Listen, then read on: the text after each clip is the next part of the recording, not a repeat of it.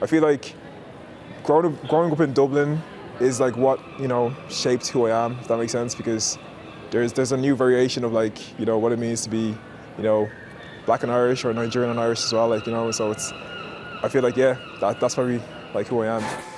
Dublin is famous for its pubs, live music scene and charming architecture. But how do young Dubliners feel about their city? Meet Tobias, a 23-year-old intern born and raised in the Irish capital. Today, he'll be giving us a glimpse into his life in Dublin.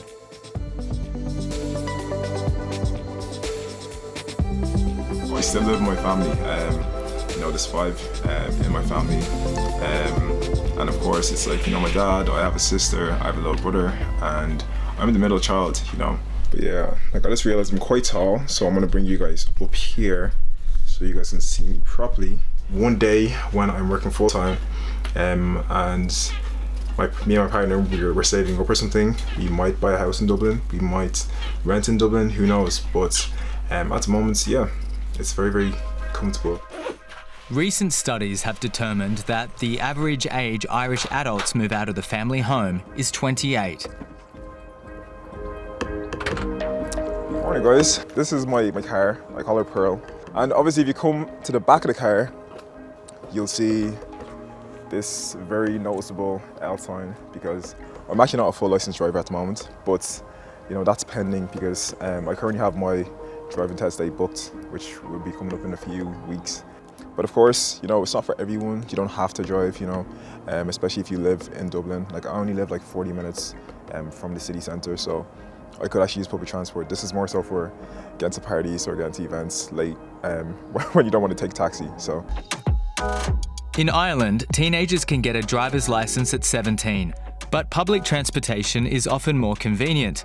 On his way to the bus stop, Tobias cuts through his favourite park. You get a nice rock like this, you tilt it, and then you skim it, and then it usually bounces off, and it's steady. But let's see what we can do. Well, I think, you can come here to clear your mind, and again, it's literally like, it's a 5-minute walk from my house, so yeah, I try to use it when needs be, and of course, it's a very big contrast to like the city.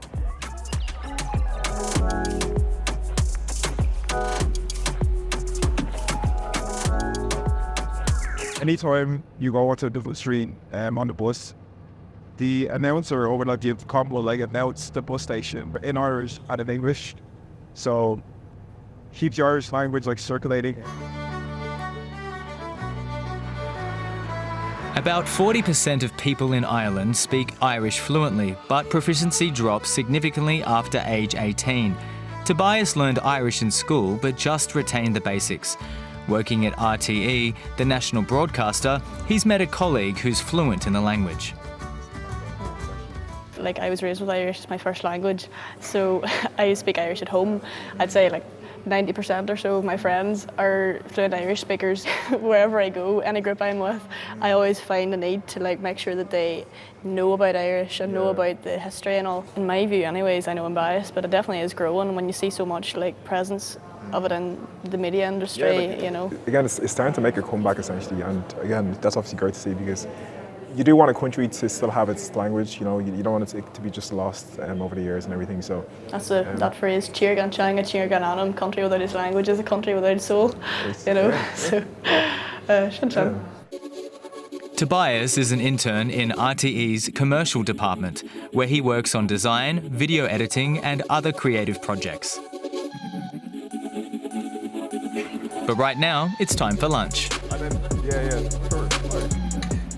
Turkey and potatoes for $7.95. I'm never doing that again. $7.95. Yeah. It's quite interesting because like usually I don't really have to like worry about having food at home, because like my mom probably made something, or there's probably like food in the fridge. But like you guys actually like live alone in accommodation, so it's like it's competing for fridge space and also like having to worry about groceries. I always have like a bit of almost like resentment towards like when people live at home and they're like, I'm so broke. Over 60% of 18 to 29-year-olds in Ireland say housing and the cost of living are their biggest concerns.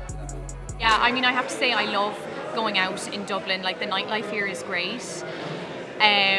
Of course, it's like you can't talk about it without bringing the cost of drinks, like whether it's entry into like a club or a bar, like especially if there's a band playing or something. Sometimes it's annoying always having to have money in the back of your mind, but like that's just the way it is. But I do still enjoy doing it. I just maybe don't do it as often as I would like to. Irish people drink, you know, in primary school. I'm joking. No, it's more so like, but like but like it kind of does happen like quite early on. Like it's just known in the culture like to drink. Yeah. So I don't know, but drinking is still almost like the rite of passage. Just to even like socialize. Here it's very much like, oh yeah, you know, if you haven't drank with a person, you might not really know the person, if that makes sense. So. The legal drinking age in Ireland is 18, and the most popular drink among young Irish drinkers is beer. After work, Tobias meets his friend Leon for a pint. The two are members of the group Black and Irish. We founded the organisation 4 years ago, just after the death of George Floyd.